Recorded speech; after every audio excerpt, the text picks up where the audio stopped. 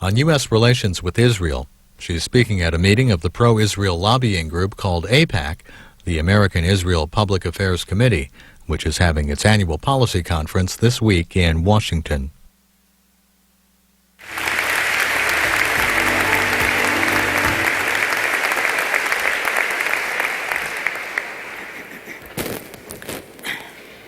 Thank you and good morning.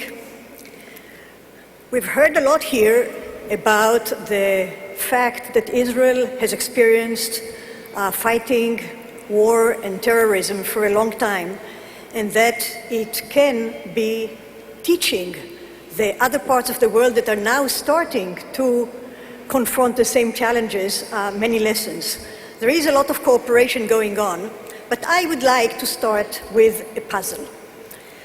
Whenever a nation, especially a small nation, fights a war, especially a long war, there are two things that the nation needs. It needs strength, but it also needs the knowledge that the war is absolutely necessary.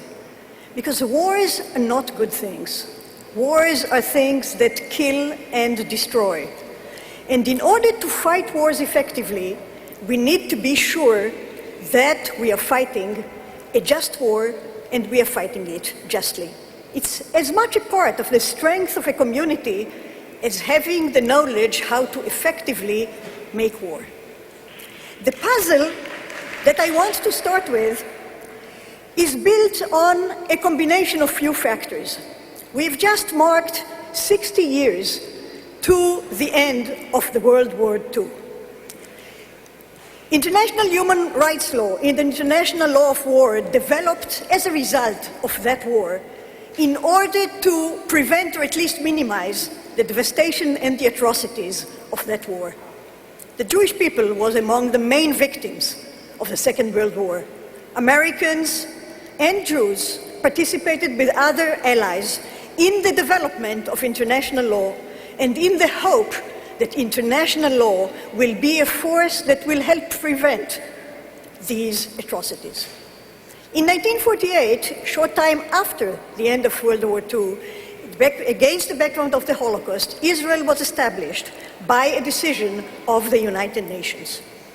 Israel was seen as an implementation, as a reflection of international law, as a protection of the human right of all people, including the Jewish people, to national self-determination. Israel immediately had to fight for its freedom and independence. It fought a war and it won the war, and the world believed that that war was a just war and that Israel fought rightly for its independence.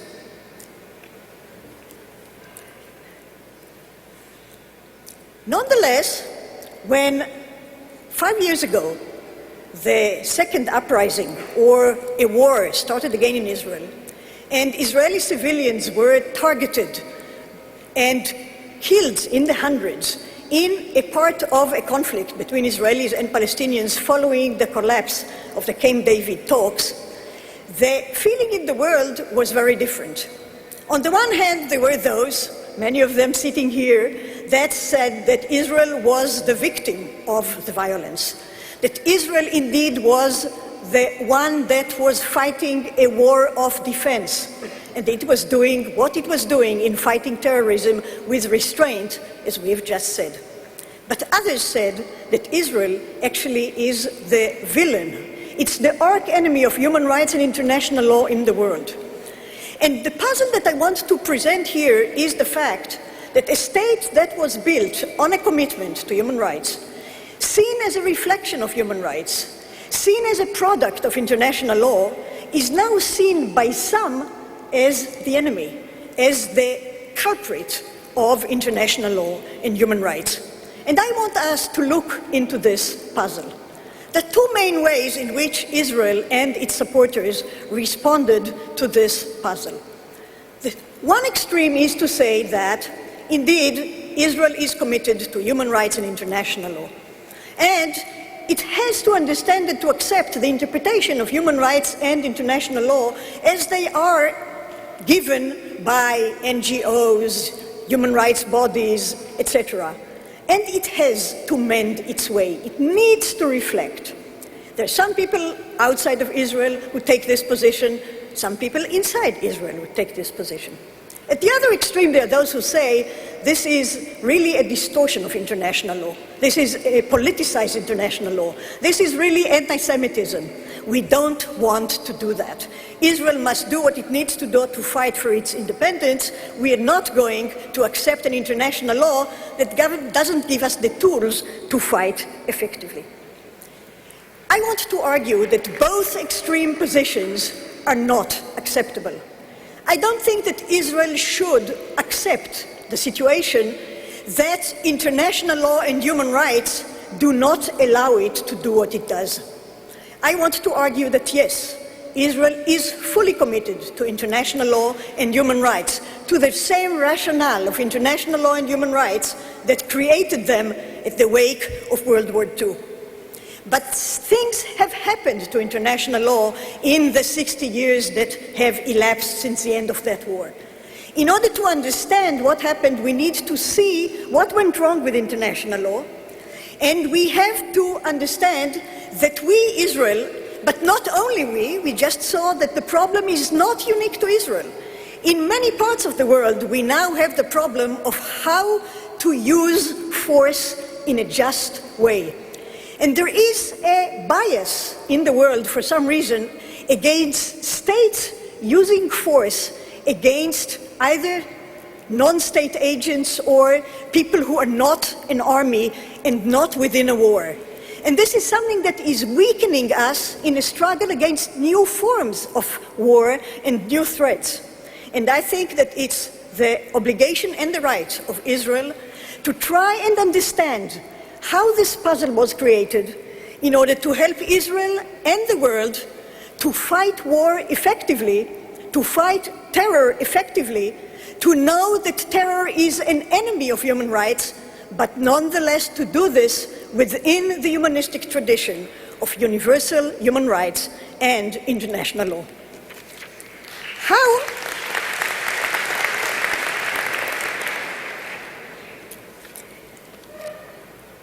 I would like to do this by identifying 3 ways or 4 ways in which international law, as it was developed, does not give us adequate responses to some challenges ahead. The beginning is the problem of the norms of international law. The norms of international law and human rights law were developed, as I said, in the wake of World War II. And they presuppose a war that is like World War II. World War II was a long war, but a war with a beginning and an end. It was a war among states. It had identifiable borders. There was a distinction between military, armies, and civilians, combatants and civilians. And luckily for all of us, it was a clear war in which one side was aggressive and expansionist, the other side were fighting for dignity and freedom, and the good side won. This is a bad war, but a good paradigm. But it's a limited paradigm. International law is therefore built on the understanding that aggressive war is bad. But it also is built on a strong distinction between armies and civilians, and on the assumption that military occupations are very short-term things that happen within war or shortly after a war before there is an agreement, and in the agreement we have a just agreement because the side that wins is the side that should have won. All of this is not necessarily the case. And now we have international law that doesn't give us an answer of how to deal with struggle against non-state agents, a struggle that never ends, a struggle that is a guerrilla war or a civilian war, a struggle where the combatants are hiding within civilian population, a struggle where an occupation has been prolonged more the existence of Israel, and it has prolonged not because Israel wanted to perpetuate the occupation, but because there was no pressure or agreement or willingness to do what international law presupposes should be done in such situations, and that is reach an agreement that will settle all outstanding issues and allow the two parties to the war start a new page going into peace, cooperation, and nonviolence. So this is the first problem of international law. It presupposes a different war. It doesn't give us good answers to a war that is completely different. This is combined with the fact that international law is intentionally not effective. It's not effective because states were not willing to give it enough of their sovereign power. So international law is built only on moral. And this is good and this is bad. It's bad because international law is not effective. If you stand and you're a victim and you play and want international law to protect you, international law alone cannot do it. So states must do what they can in order to protect the rights and crucial interests. But if states do that, then there is always the danger that they will be seen as the aggressors, or they will be seen as those who are using disproportional force. So the main question of international law is how to distinguish just force from unjust force. Now, since there are so many ambiguities in international law, as I said before, the question is not what do the norms of international law and human rights say. The question is who should decide. International law doesn't have power, so international law is aspiring to be more imperialistic, more aggressive, more expansionist than it should have been. It gives human rights, it gives international law a very strong and expansive interpretation.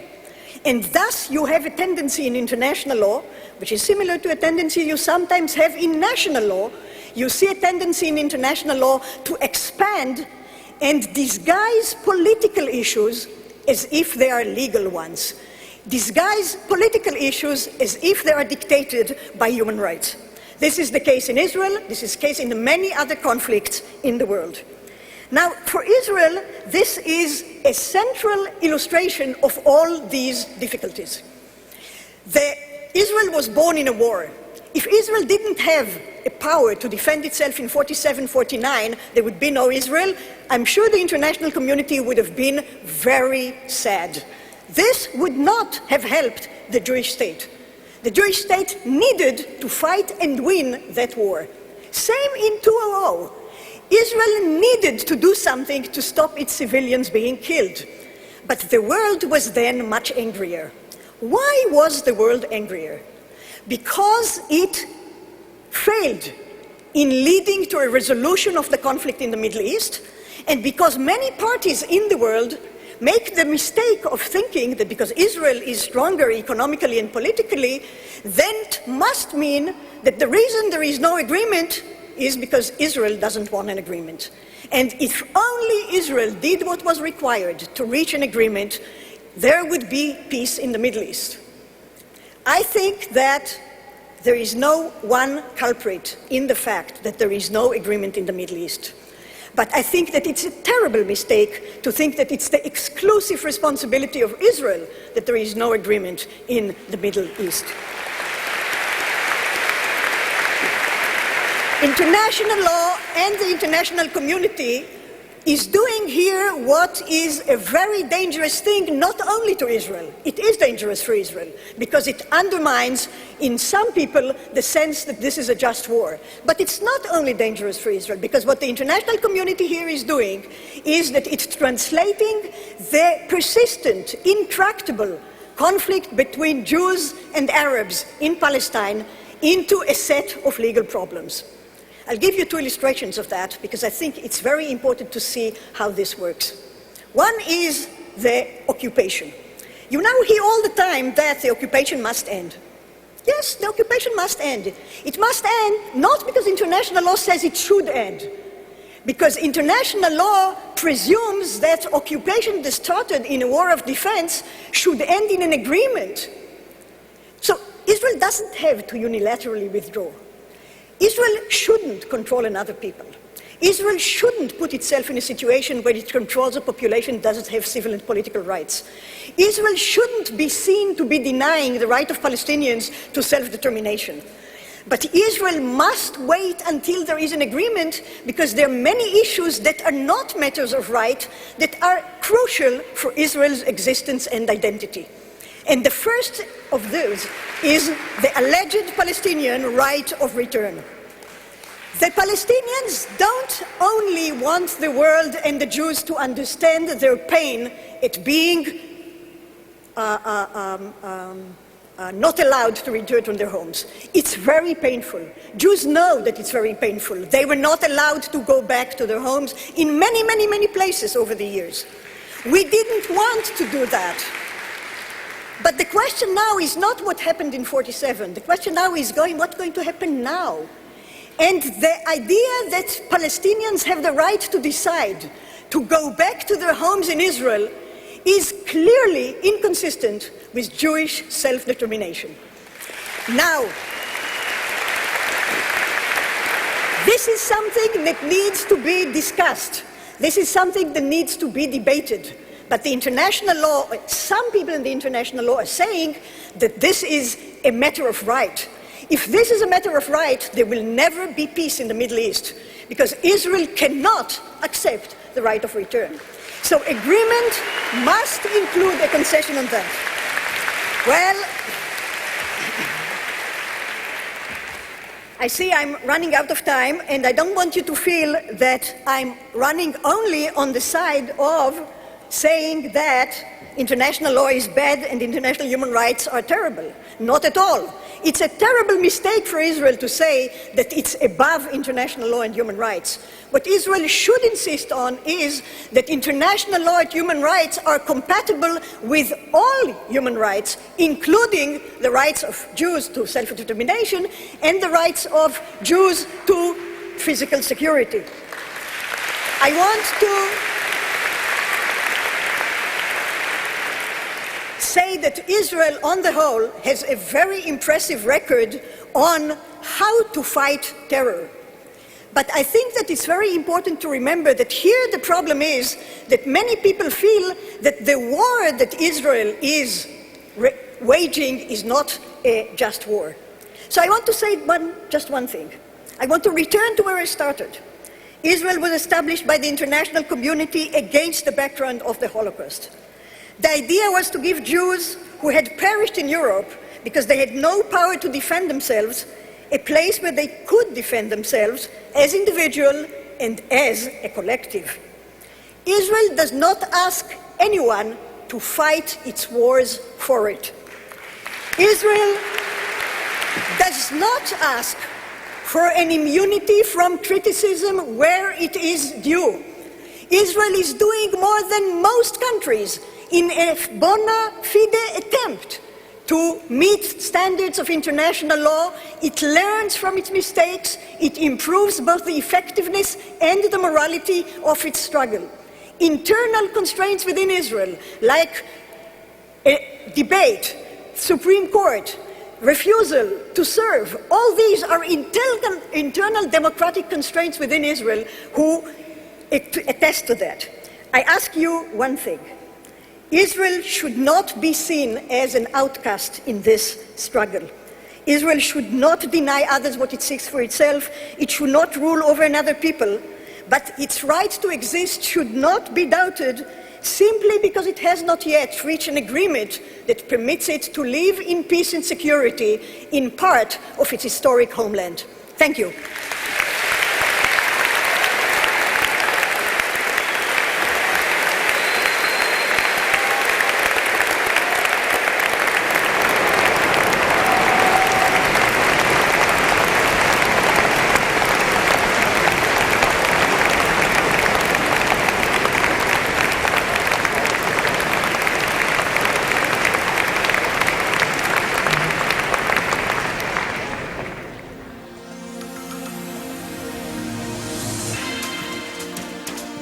AIPAC never lets you retire. Not that you try. There's no reason why you should stop. Your interest, your sense of commitment, your pride in what the organization can accomplish, your evaluation of the importance of the security and the strength and the flourishing of Israel, all those things continue. What is exciting for me now is to look back over 25 years or so and see the progression and see what has happened to AIPAC, how it has grown. Just the other day, I walked into a room with about 100 young people, and these young people had made a commitment to be involved with the political process, and their enthusiasm and their excitement about their involvement was something that I'll treasure, because I know that the future of AIPAC is in good hands. Our generation has had a beautiful life, wonderful options, wonderful choices, and it did not happen by chance. It was given to us by previous generations. They allowed us to have the life that we have today. And it struck me about 12 years ago when I came to my first policy conference that it's my turn, that it's our obligation now to carry that on to our children so they have the same choices that we do.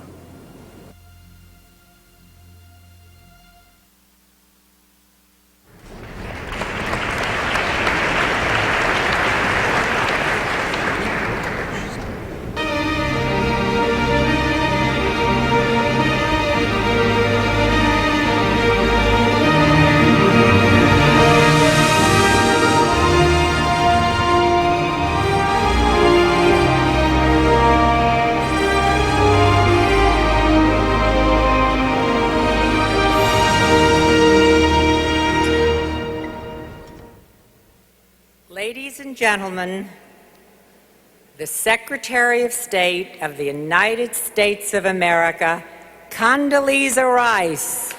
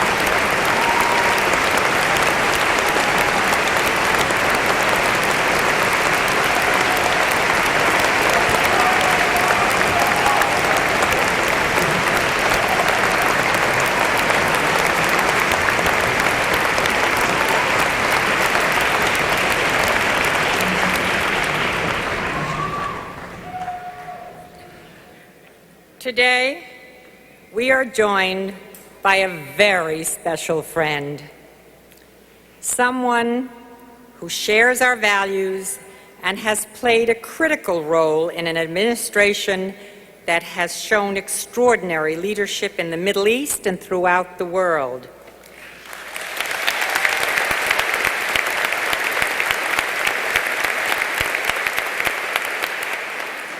An administration that sticks to its principles and supports its friends.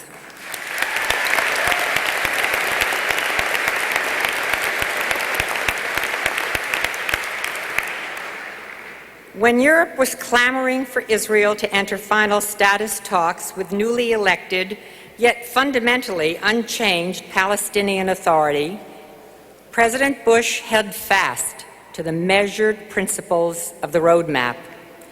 He continued to insist that until the terrorism stops and its infrastructure is dismantled, efforts to push for peace are destined to fail.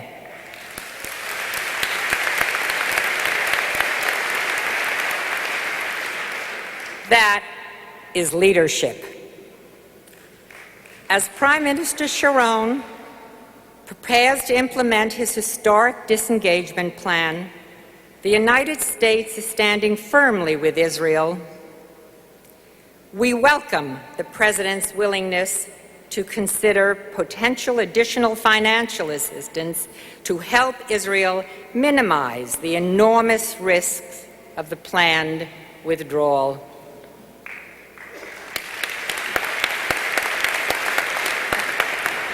That is leadership. Elsewhere in the Middle East, the United States is helping spread the seeds of democracy in places where oppressive governments have ignored their citizens' rights and denied them a future. The leaders of our nation are working to promote liberty while continuing to wage an uncompromising battle against terrorism wherever it exists. They have recognized that Israel's fight is America's fight, and that terror is a threat to the entire free world.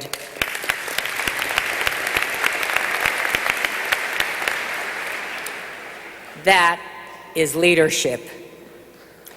And while some have ignored or diminished the importance of the aggressive pursuit of nuclear weapons by the radical terrorist-sponsoring regime in Tehran, Secretary of State Condoleezza Rice and President Bush have pressed their European counterparts to help stop this threat before it is too late.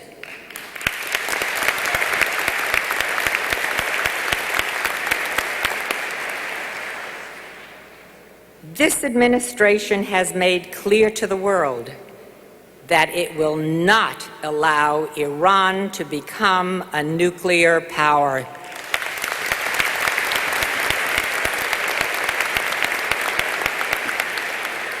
That, too, is leadership.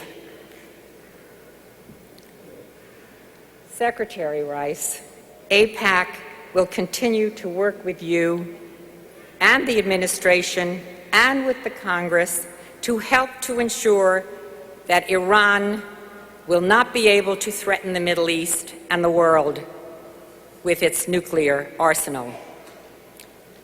We want to salute you for the critical leadership role that you have played in helping to formulate our nation's foreign policy.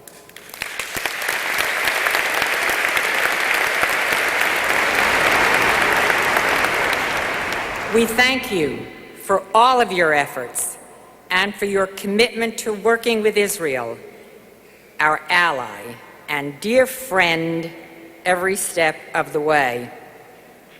Ladies and gentlemen, it is my great honor, as well as my great pleasure, to introduce to you the Secretary of State, Condoleezza Rice.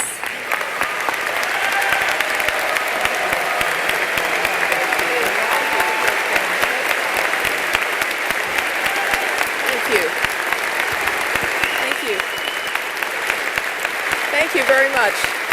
Thank you.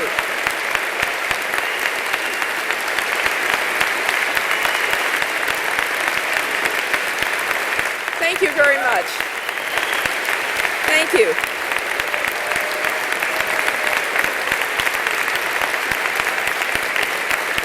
Thank you very much. Thank you. Well, thank you for that very warm welcome.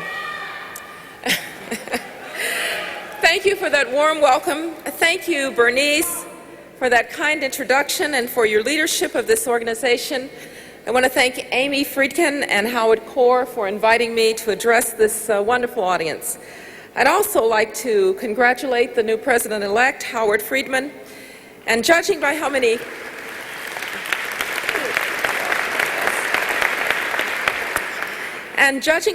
students I see in the audience today, I know that AIPAC's future is clearly going to be bright.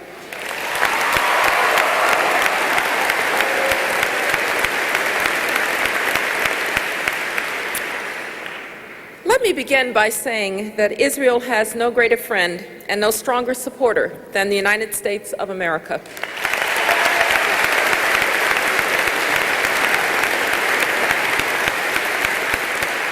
For over half a century, AIPAC has strengthened the religious, cultural, and political bonds that unite our two great nations, and I thank you for that. The United States and Israel share much in common. We both affirm the innate freedom and dignity of every human life, not as prizes that people confer to one another, but as divine gifts of the Almighty. As Thomas Jefferson once wrote, The God that gave us liberty and life gave them to us at the same time. Moral clarity is an essential virtue in our world today, and for 60 years, cynics and skeptics have proven that we have been looking to false choices in the Middle East. They have claimed that we must choose either freedom or stability, either democracy or security. They have said that the United States could either uphold its principles or advance its policies. But by trying to purchase stability at the price of liberty, we achieved neither. And we saw the result of that on a fine September morning. That is why President Bush has rejected 60 years of false choices in the Middle East. And as he said last week at the International Republican Institute, the United States has a new policy, a strategy that recognizes that the best way to defeat the ideology that uses terror as a weapon is to spread freedom and democracy.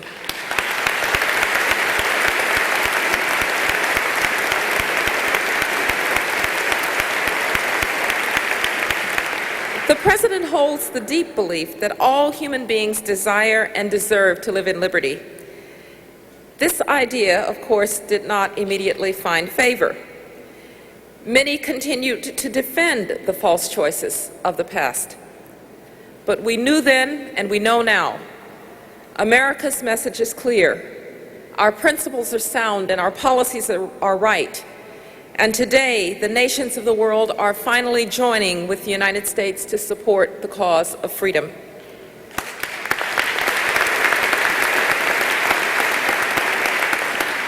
We measure our success in the democratic revolutions that have stunned the entire world. Vibrant revolutions of rose and orange and purple and tulip and cedar. The destiny of the Middle East is bound up in this global expansion of freedom. The days of thinking that this region was somehow immune to democracy are over. Working with our G8 partners, the United States has created the broader Middle East and North Africa Initiative to build partnerships with people in the region who are working for greater liberty.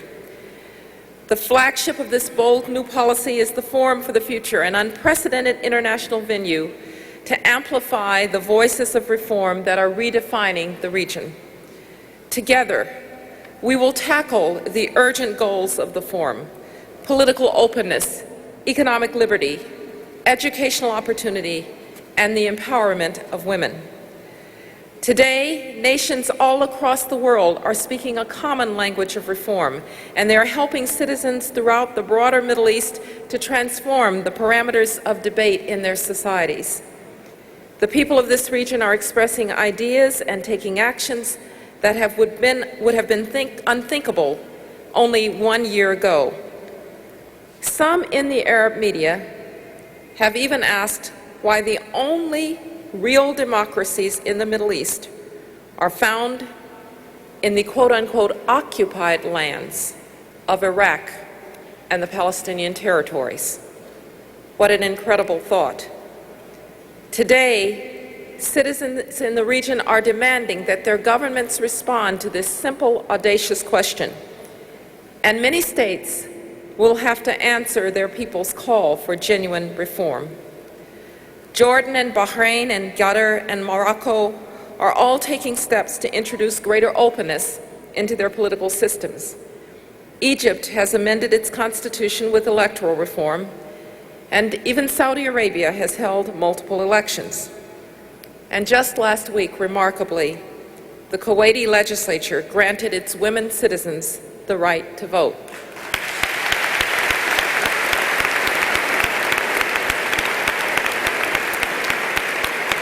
Kuwait's recognition that it must include all of its people in political life is hopefully an example that its neighbors will follow. In Lebanon, hundreds of thousands of citizens have demanded an end to the foreign suffocation of their country. With strong international support, led by the United States and by France, and with an explicit mandate from the United Nations Security Council, Syria has gotten the message loud and clear that it is not welcome in Lebanon.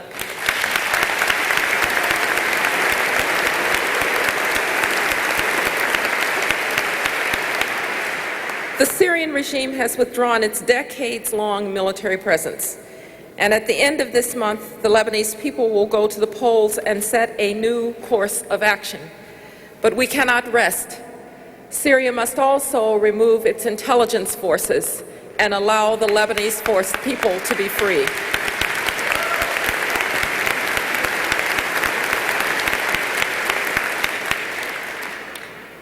To be sure, a vital source of inspiration for all of these reformers comes from the people of Iraq, who defied threats of murder to vote in free elections in January. They declared with one voice that the will of the people, not the whim of a dictator, would determine Iraq's future. They declared with that same voice that no Iraqi regime would ever again torture its people, invade its neighbors, attack its neighbors, and offer financial incentives to Palestinian homicide bombers.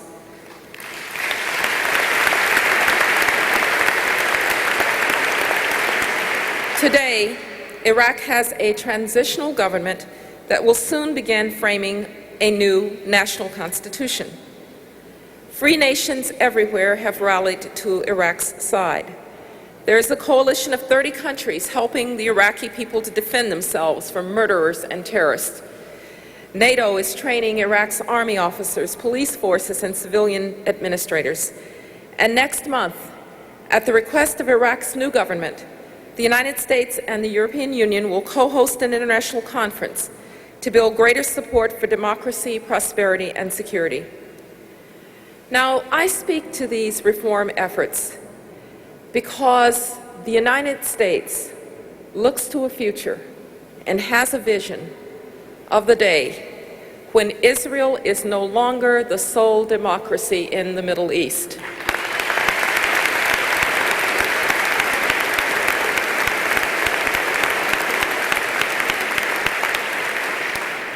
This aspiration shapes the very heart of our approach to the Israeli-Palestinian conflict as well. For 4 years, President Bush refused to meet with Yasser Arafat.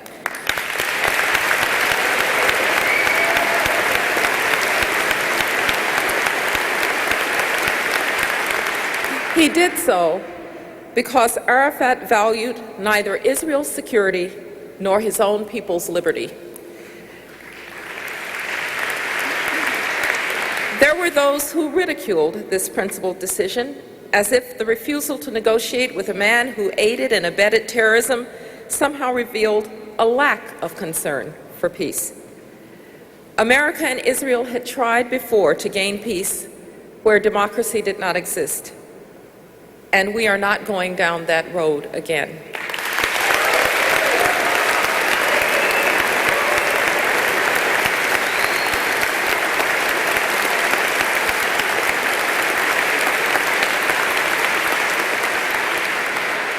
Instead, President Bush advanced a vision of 2 democratic states, Israel and Palestine, living side by side in peace and security. And today, the Palestinian people are trying to meet this democratic challenge. In January, they voted in historic elections for a leader who rejects violence as a path to peace. President Abbas is committed to both freedom and security, and President Bush has offered his hand in friendship, just as he promised he would. In 3 days, when they meet together here in Washington, they will build a relationship that is one that is based on the good faith that only democratic leaders can bring. The President will be clear that there are commitments to be met, that there are goals to be met, but that democracy is a goal that is unassailable and incontrovertible.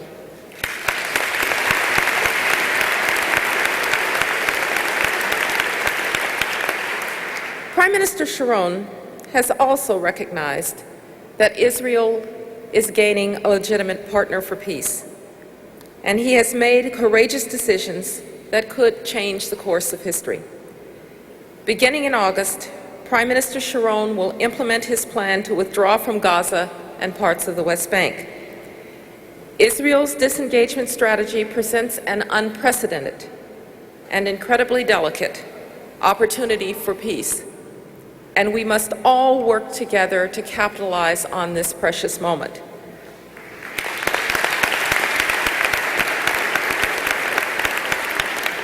To strengthen our present opportunities, all nations must meet their obligations. Israel must take no actions that prejudice a final settlement or jeopardize the true viability of the Palestinian state. And Israel must help to create the conditions for the emergence of that democratic state. The Palestinian Authority must advance democratic reform, and it must dismantle all terrorist networks in its society.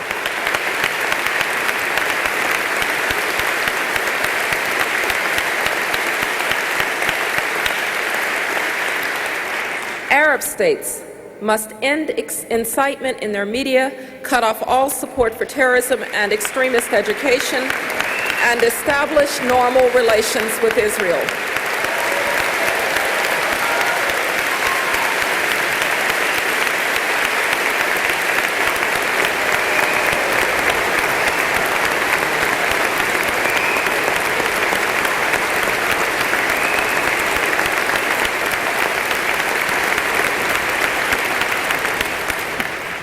To nurture our present opportunity, President Bush proposed, and the Quartet nations endorsed, the appointment of James Wolfenson as Special Envoy for Gaza disengagement.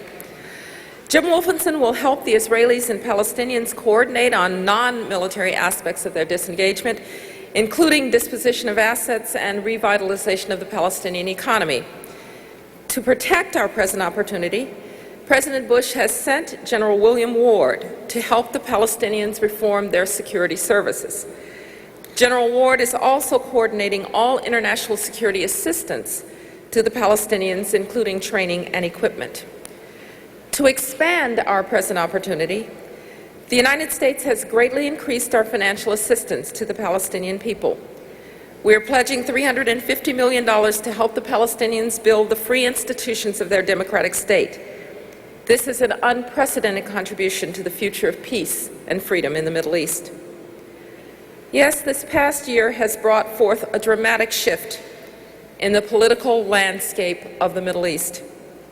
But this moment of transformation is very fragile, and it still has committed enemies, particularly the government of Iran, which is the world's leading sponsor of terrorism.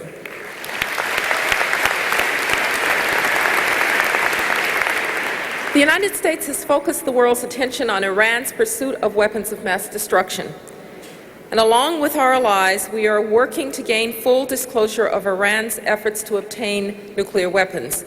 The world must not tolerate any Iranian attempt to develop a nuclear weapon.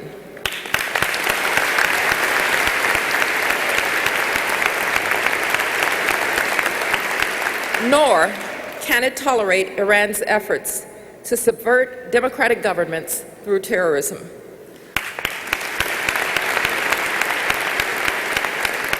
Ladies and gentlemen, the Middle East is changing, and even the unelected leaders in Tehran must recognize this fact. They must know that the energy of reform that is building all around them will one day inspire Iran's citizens to demand their liberty and their rights. The United States stands with the people of Iran.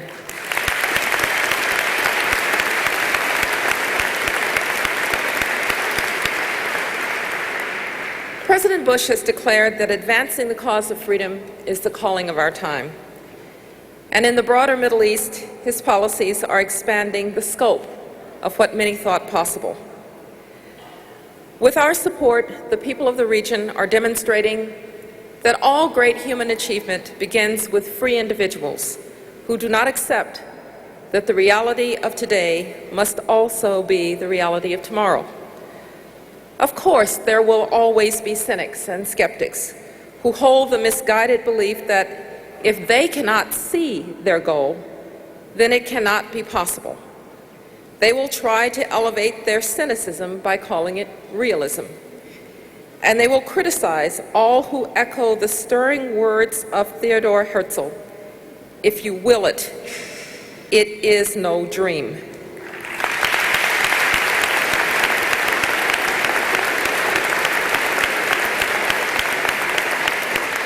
In 1776, cynics and skeptics could not see an independent America, so they doubted that it could be so.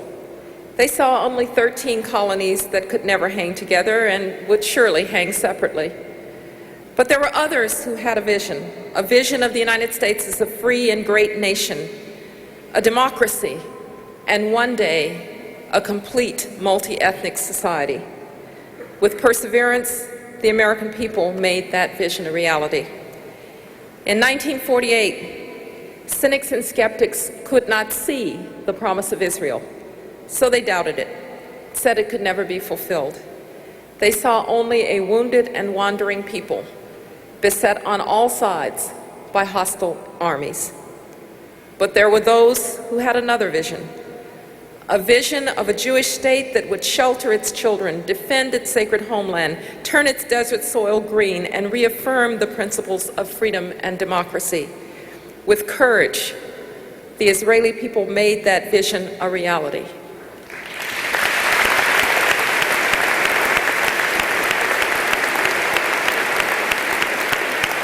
Today, cynics and skeptics cannot see a democratic Middle East, so they doubt that it is a realistic goal. They focus only on the despotism that has shaped the region's past and still defines much of its present. But ladies and gentlemen, make no mistake, freedom is on the march. In Afghanistan and Iraq and in Lebanon and in Georgia and Ukraine and Kyrgyzstan and in the Palestinian territories. Yes, it is hard, and progress is uneven. There are violent men who will stop at nothing to prevent democracy's rise.